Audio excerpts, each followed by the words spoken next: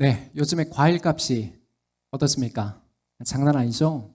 그중에 특히 사과값이 1년 사이에 90% 가까이 폭등하면서 한 개당, 사과 한 개당 얼마까지 마트에 있던가요? 4,000원까지 거래되기도 했습니다. 문제는 올해도 이런 금사과 현상이 계속될 예정인데요. 경남 밀양의 한 사과밭을 보니까 이맘때쯤이면 그 사과나무 하나에 한 130개 정도의 열매가 사과가 열려야 되지만 안타깝게도 10개가 채 되지 않는다고 해요. 그렇다면 대체 이유가 뭘까요? 다름 아닌 지구온난화로 인한 기후위기 때문입니다. 사과 수정 시기인 지난달 중순부터 이달 초순까지 날씨가 어땠습니까? 일교차만 20도 가까이 벌어지고 잦은 비와 우박 때문에 그 수정 시기에 사과꽃이 제대로 필 수조차 없었던 것이죠. 이러한 기후위기는 우리나라만의 문제가 아니죠. 최근 영국 정부도 갈수록 극심해지는 기후위기에 대처하기 위해 새로운 캠페인을 시작했습니다. 지금 영국에서도 홍수나 태풍 그리고 새로운 감염병이 출현하고 있는데 이러한 비상 상황이 발생하면 어떻게 됩니까? 바로 그 시간부로 응급 상황에 들어가기 때문에 최소 72시간 정도는 버틸 수 있도록 생수나 통조림이나 비상키트 등을 각 가정마다 비축하도록 정부에서 적극 장려하고 있는 상황인 겁니다. 이외에도 지구촌을 둘러보면 전쟁과 내전으로 고통받는 사람들이 여전히 많아요. 한 예로 세계 식량 위기 보고서, 세계 식량 위기 보고서를 보면 지난 한 해 전 세계에서 2억 8천만 명이 심각한 식량 위기를 겪는 것으로 나타났습니다. 여러분 이게 어느 정도냐면요. 쌀이나 먹을 빵이 없으니까 살아남으려면 나뭇잎이나 흙까지 무엇이든 닥치는 대로 먹어야 되는 그런 형국이에요. 실제로 우리 북한에서도 어땠습니까? 1990년 그 중반 시기에 고난의 행군을 지날 때 살아남기 위해서 그 소나무 껍질을 벗겨서 그것마저 끓여 먹여야 되는 그런 기록이 매우 유명하게 남아 있습니다. 오늘 우리가 읽은 열왕기상 17장의 배경도 극심한 기근의 때를 겪고 있는 모습을 우리에게 보여주고 있는데요. 우리 17장 1절 말씀 화면을 보고 함께 읽도록 하겠습니다. 시작. 길르앗의 디셉에 사는 디셉 사람 엘리야가 아합에게 말하였다.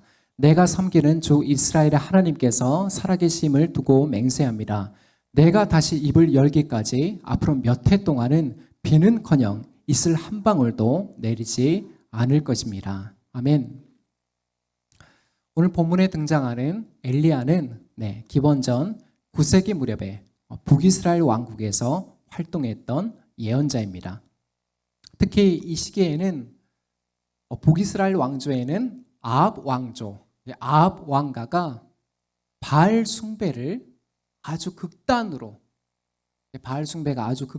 치닫고 있었는데 그 정도가 어땠습니까? 북이스라엘의 수도 사마리아에 바알 신전을 세우고 거기에서 바알에게 제사를 드리며 바알의 제사장들까지 양성하는 국가적인 우상 숭배가 진행되고 있었던 것이죠. 참고로 이 가나안의 대표 우상인 바알이 무슨 신입니까? 어떤 신이에요?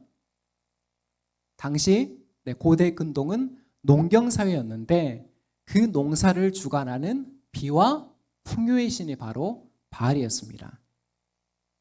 그래서 타락한 이스라엘 백성들이 하나님을 떠나 그 바알 앞에 비를 내려달라고 기도하며 제사했던 것이죠.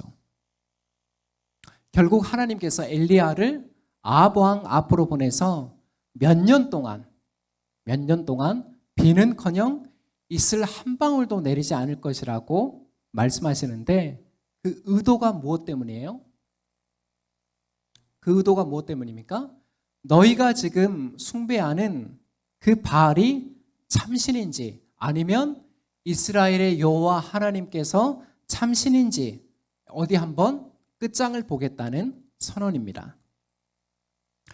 이어서 엘리야는 요단강 동쪽에 있는 그릿 시냇가에 숨어 지내며 까마귀를 통해서, 매우 유명한 사건이죠.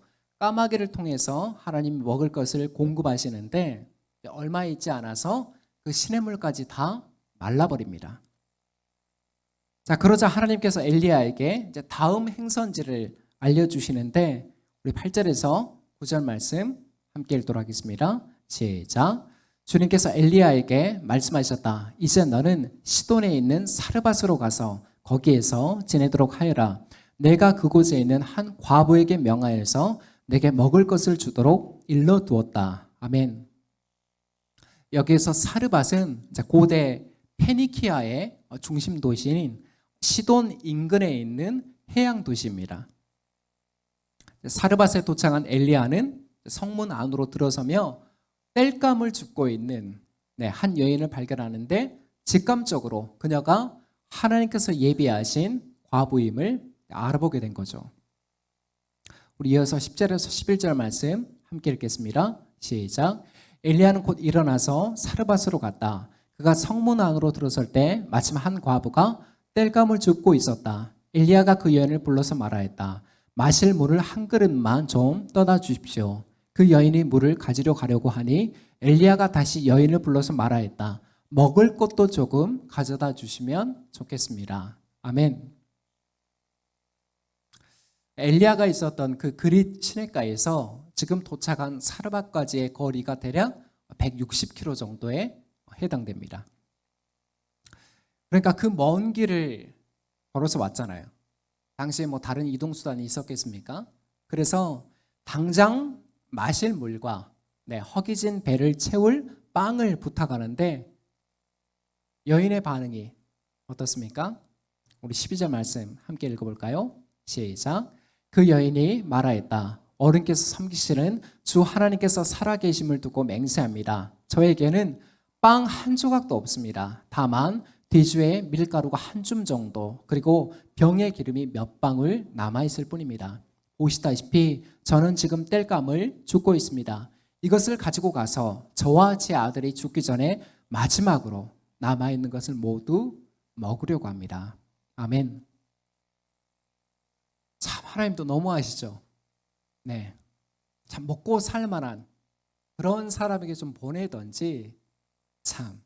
자, 어쨌든 과부가 엘리야의 행색을 보니까 이 지역 사람은 아닌 것처럼 보이잖아요. 딱 보면. 그래서 매우 단호하게 말을 하고 있습니다. 당신이 섬기는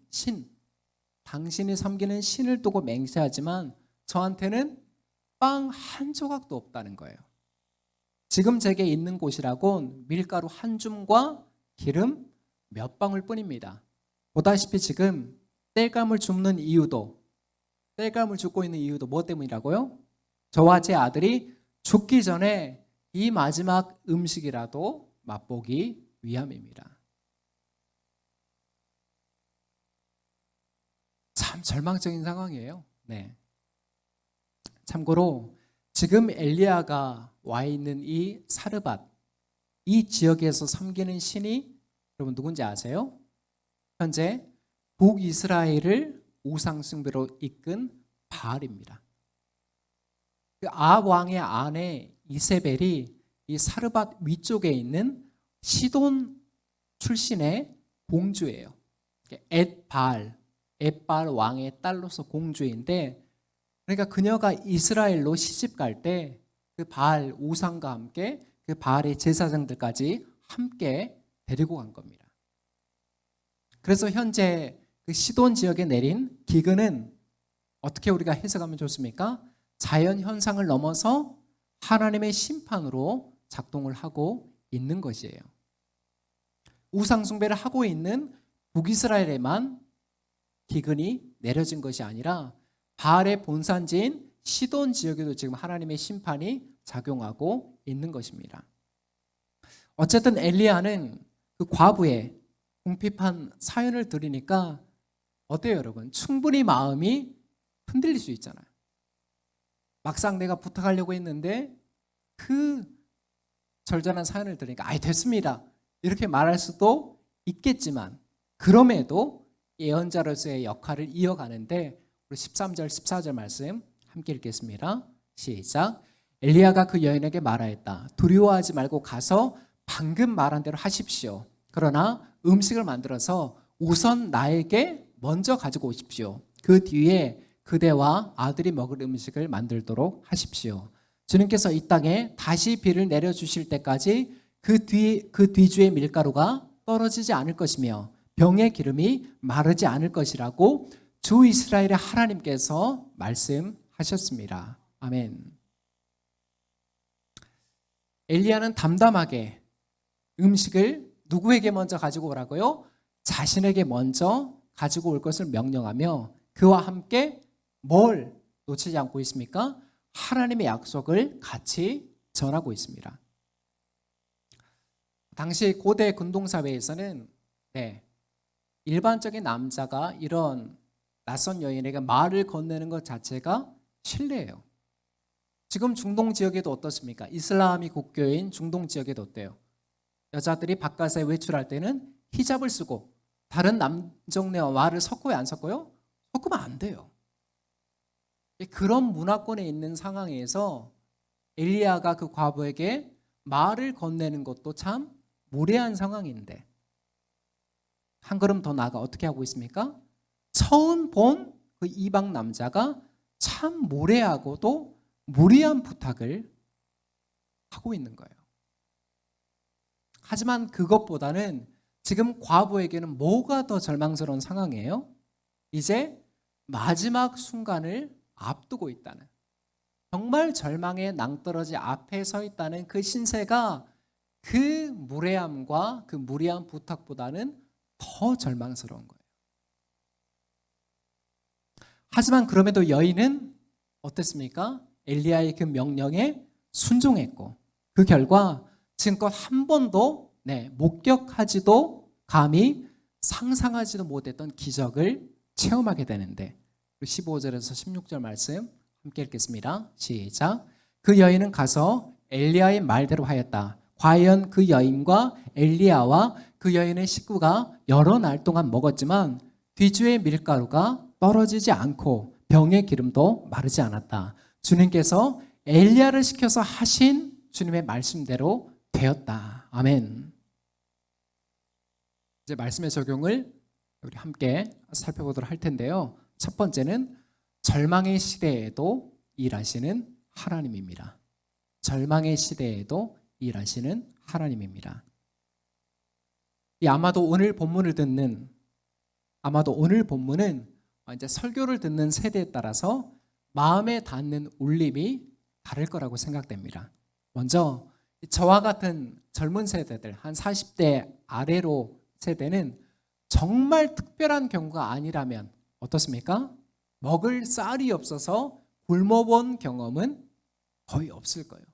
혹시 그런 분들 계시나요? 네. 반면 60대 이상 어르신들은 어떻습니까? 예전에 보릿고개라는 노래 가사말이 있는데, 아야 뛰지 마라 배 꺼질라 주림배 움켜잡고 물 한 바가지로 배 채우던, 이런 가사말이 있습니다. 일명 보릿고개라 불리던 시대를 살아오신 분들이죠. 돌아보면 참 하나님 은혜예요. 어느덧 대한민국의 위상이 어떻게 달라졌습니까? 전쟁의 그 황폐화를 딛고 산업화와 민주화를 일군 한강의 기적을 전 세계에 선보인 나라가 되었으니까요. 그러나 신자유주의와 자본주의가 지배하는 현 시대는 또 다른 형태의 기근에 맞닥뜨린 상황이에요. 참 이상합니다. 기이해요. 분명 예전보다 먹을 것은 풍부해졌잖아요. 그래서 이제는 뭐 때문에 건강을 잃는 사람들이 더 많습니까?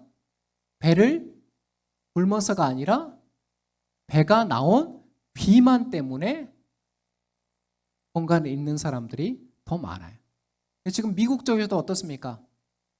다이어트 약을 개발하는 바이오 제약 회사들의 주가가 계속 오르고 있어요. 왜요? 다이어트 약의 그 수요가 점점 늘어가니까. 아이러니한 거예요.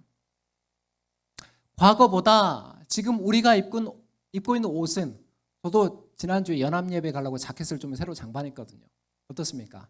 우리가 지금 입고 있는 옷은 과거보다 더 세련되고 집도 더 넓어졌고 씀씀이도 더 커졌는데, 그럼 삶의 질은 어떻습니까? 예전보다 더 나아졌다고 느끼세요? 예전보다 훨씬 격차가 더 느껴지게 행복하다고 자신 있게 그렇게 말할 수 있습니까?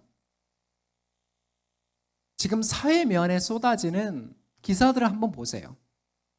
사람들의 영혼은요, 탐욕으로 더 허기지고 무한 경쟁은 외로움과 고립감을 불러왔고, 어느 나라보다 극심한 한국의 물질주의는 인간성의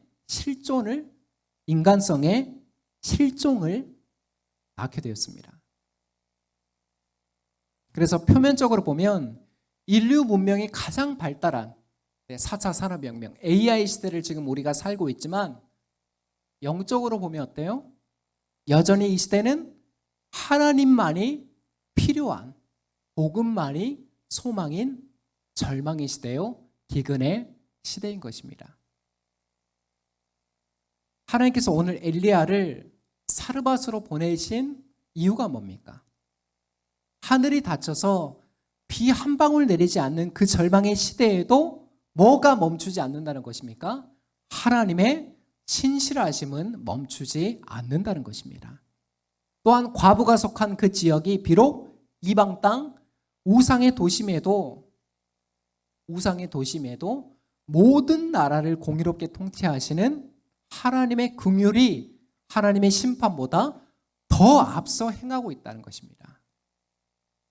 여러분, 하나님은 이스라엘이 독점할 수 있는 분이 아닙니다. 그래서 애초에 아브라함을 부르신 이유, 창세기 12장 1절에 아브라함을 부르신 이유가 뭐예요? 아브라함을 통한 그 복을 어디까지 주시기 위함이에요? 모든 열방에, 모든 나라에 주시기 위함입니다. 이스라엘에 한정된 복이 아니라는 거예요. 그래서 처음부터 하나님의 관심은 이스라엘을 넘어선 선교적 사명에 있는 것이고, 오늘 사르밧 과부를 돌보신 은혜도 동일한 그 하나님의 시선을 보여주고 있는 것입니다. 애초부터 하나님의 뜻은, 복음이 향하는 방향은 뭐냐면 선교적 사명이에요. 그래서 요한계시록에서 우리가 살펴봤잖아요. 모든 열방과 나라에서 나온 증인들이 하나님을 찬송하는 모습, 그게 복음의 지향점이고, 그게 복음이 궁극적으로 나타날 방향성을 가리키는 것입니다. 오늘 엘리야를 통한 하나님의 그 방문이 우리에게 얼마나 위로가 됩니까? 여러분, 인간에게 가장 큰 두려움이 뭔지 아세요? 더는 내 힘으로 할 수 없다는 무력감입니다. 이제 아들과 함께 그 마지막 식사를 마치고 죽음만을 기다리던 사르밧 과부의 처지가 다 그랬잖아요. 우리는 어떻습니까? 가세가 점점 기울어지는 상황에서, 한때 사랑하고 신뢰했던 관계가 깨어지는 상황에서, 하루아침에 건강이 무너져 내리는 상황에서 대체 우리가 뭘 할 수 있던가요? 뭘 할 수 있었습니까?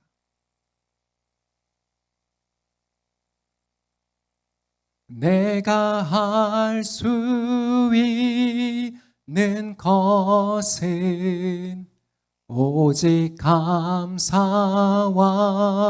기도, 두 손을 높이 들고 주께 찬양하네.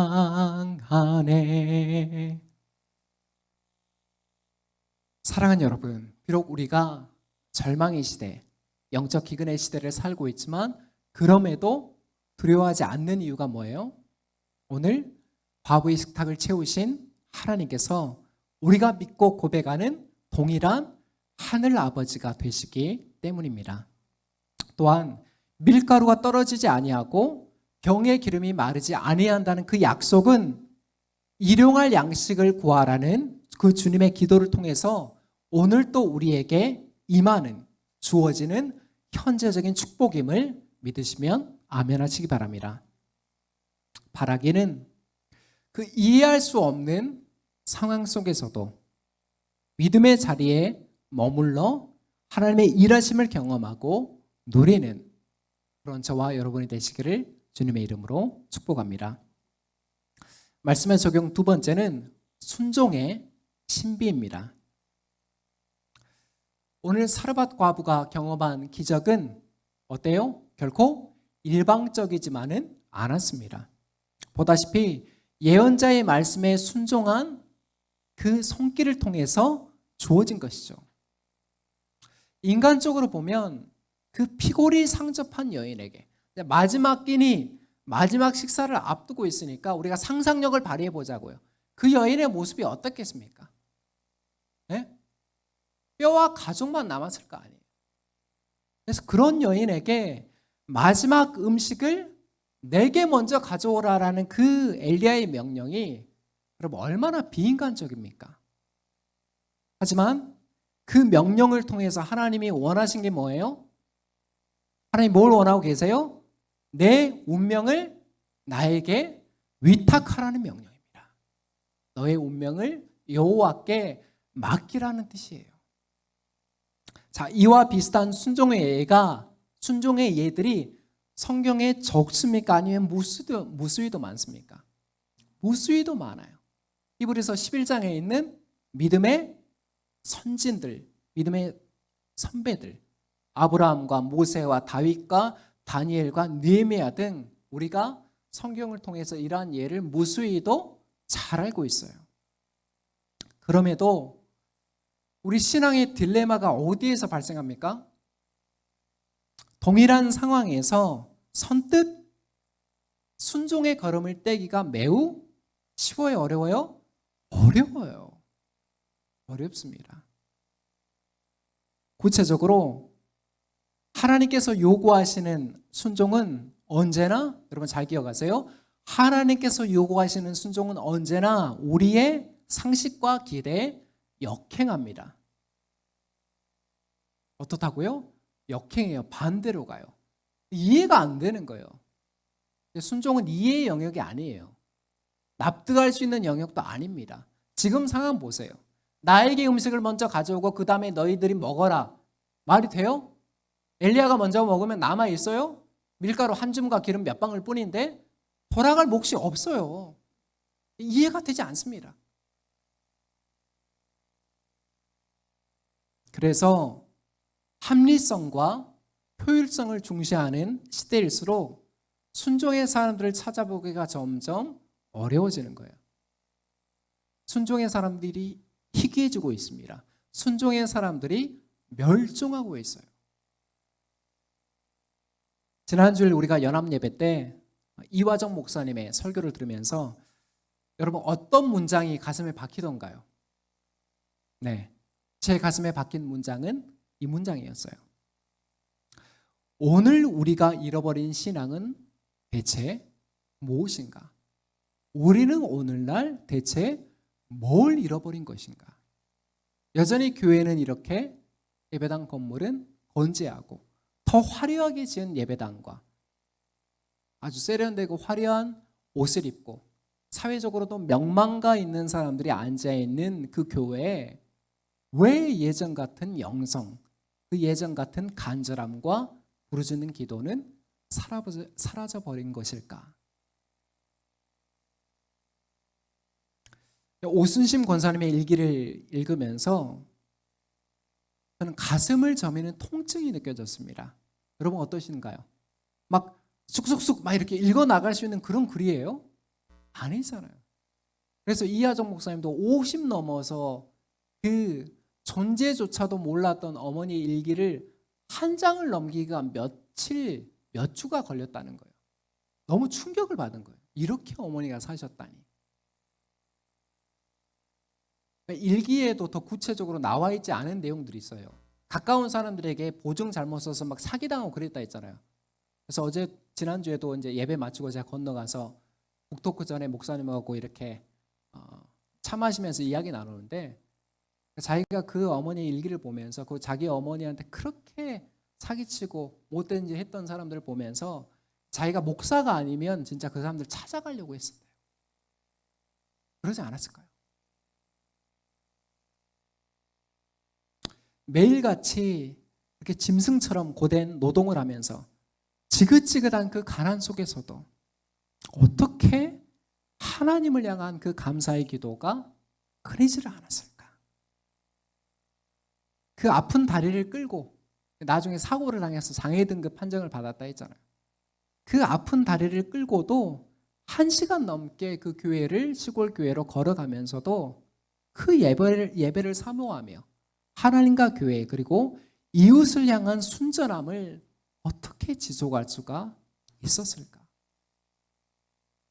그 세월들을 40년 가까운 세월들을 상상을 하면서 읽으니까 가슴을 저미는 막 통증이 찾아오는 거예요.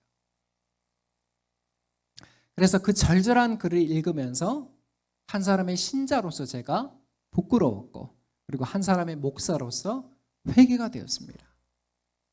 분명 오늘날 저와 여러분은 과거 신앙의 선배들보다 성경 묵상이나 제자 훈련이나 강해 설교 등 더 세련된 신앙생활을 누리고 있지만, 오순심 권사님이 드렸던 그 간결하고 간절한 기도, 그 정갈한 기도에는 감히 미치지를 못하는 것 같습니다.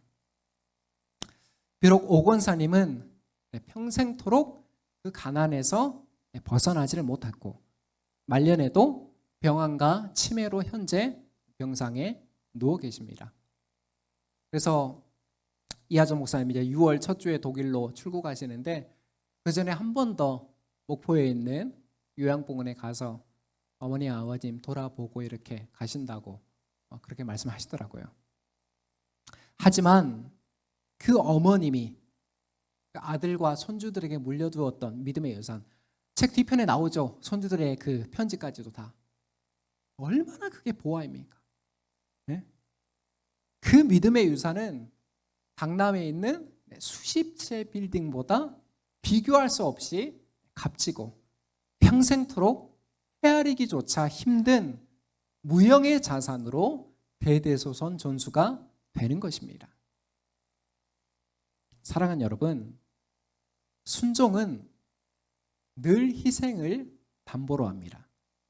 그리고 순종은 늘 인간의 본성을 거스릅니다. 그럼에도 우리가 이 순종의 가치를 포기할 수 없는 이유가 무엇입니까? 하나님께서 이 순종의 씨앗을 통해 우리가 전혀 예측할 수 없는 방식으로 믿음의 진보를 이루시며 동시에 생명의 탄생을 일으키시기 때문이에요.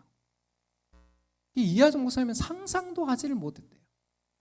평소에 몇 번 얘기는 했지만, 아야, 아무도 내 성 몰라야 나중에 엄마 일기 꼭 읽어봐라. 그냥 귓등으로 지나갔던 얘기인데, 실제로 그 실체를 보고 나니까 어떻게 이렇게 사셨을까? 그리고 지금껏 자기가 무일푼으로 그 독일로 넘어가서 10몇 년 동안 박사학위를 마치고 교회를 섬기며 하나님의 사역을 할 수 있었던 근간이 어디에 있었음을 깨달았던 거예요? 어머니의 축적된 기도에 있었음을 깨달았던 거예요. 전혀 예측할 수 없는 방식으로 하나님이 일하셨다는 것을 보게 되니까, 그걸 체험하게 된 사람들은 남은 인생은 어떻게 살까요? 네? 그 믿음의 길을 따라서, 부모 세대가 걸어갔던 그 믿음의 길을 따라서 자녀도 힘겨울 때가 많지만 터벅터벅 걸어가게 되는 거예요. 하지만 그런 유산을 물려받지 못한 자녀들은 여전히 내 힘과 내 지혜를 의지하며 살아갈 수밖에 없다는 거예요.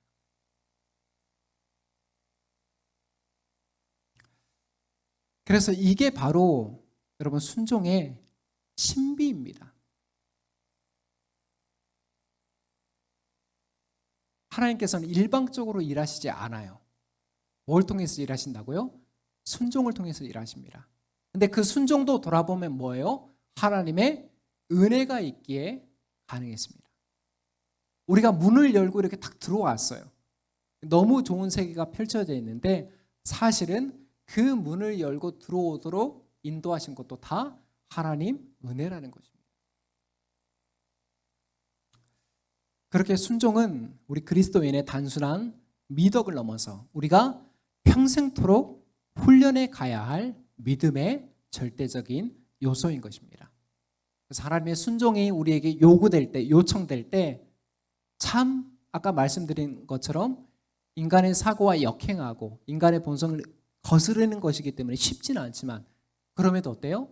그 순종의 결말이 나와 있는 성경의 기록들을 통해서 또 과거의 우리의 순종의 결단들을 통해서 다시금 그 믿음의 진보로 나아가는 우리 모든 공동체가 되시기를 주님의 이름으로 소망합니다. 말씀을 맺습니다. 하나님은 오늘 절망의 시대, 단절의 시대, 기근의 시대를 살고 있는 한 과부에게 찾아와 구원의 역사를 일으키십니다. 더는 버틸 수 없는 그 절망의 끝자락에 서 있다고 생각했지만 하나님은 그 단절의 자리에서 반전을 일으켜 소망의 자리로 바꿔주셨습니다. 이 동일한 은혜가 영적 기근의 시대를 살아가는 우리에게도 여전히 그리고 절대적으로 필요합니다. 성도 여러분, 두려워하거나 염려하지 마십시오. 어떤 절망적인 상황에 있더라도 하나님의 은혜가 늘 선행하고 있음을, 늘 앞서 있다는 것을 의심치 말고 믿으시기 바랍니다. 그리고 이 은혜를 경험하기 위해 보다 적극적이고 능동적인 순종의 믿음으로 나아가시기를 권면합니다. 끝으로 지금 우리가 드리고 있는 이 예배가 지금 선포되고 있는 하나님의 말씀이 통의 가루와 병의 기름처럼 결코 다함이 없는 하나님의 은혜를 공급하는 통로임을 믿으시기 바랍니다. 그런 의미에서 예배를 생명처럼 드리라는 것입니다. 예배를 생명처럼 드리라는 의미가 너무 추상적이었는데 우리가 엄마의 일기가 하늘을 닿으면 그 책을 통해서 오순신 권사님의 그 일대기를 통해서 그 정체가 무엇인지, 그 정의가 무엇인지를 똑똑하게 깨닫게 되었던 것 같습니다. 네. 그래서 이번 한 주도 이 하늘의 양식을 통하여서 우리가 영적으로 배부르고 풍족한 그 복된 삶으로 서시기를 주님의 이름으로 축원합니다.